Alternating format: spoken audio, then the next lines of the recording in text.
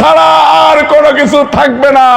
আমরা যদি গ্রুপিং না করে করে এক একটা ইউনিয়ন ভাগ করে করে নিয়ে কাজ করে, তাহলে মোহাম্মদপুরের মাটিতে ধান ছাড়া আর কোনো কিছু থাকবে না।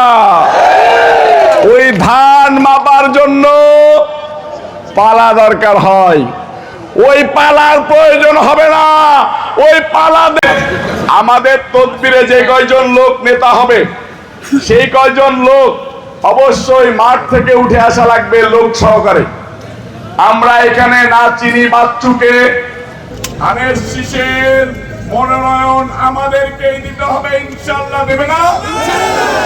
আপনারা ছাত্র দল, যুব দল, কারা কারা আজকের থেকেই কালকে ইউনিয়নে ইউনিয়নে ঘুরে ঘুরে ধানের শীষের প্রচারণা চালিয়ে আমাদেরকে ছবি তুলে দিবেন? হাত তুলে বলেন তো কারা কারা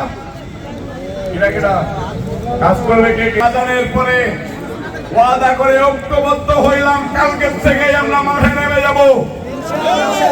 আমার শুরু হওয়ার আগে তাহলে ধানের শীষের স্লোগান দিয়ে বিদায় নেই, ঠিক আছে? হাত তুলেন তো একটু সবাই। ভোট দেবো ভাই কোনখানে, ভোট দেবো ভাই কোনখানে,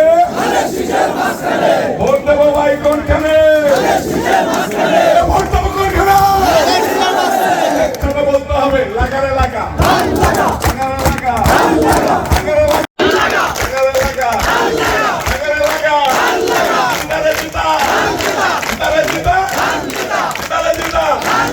সকলকে ধন্যবাদ জানিয়ে আজকের সভা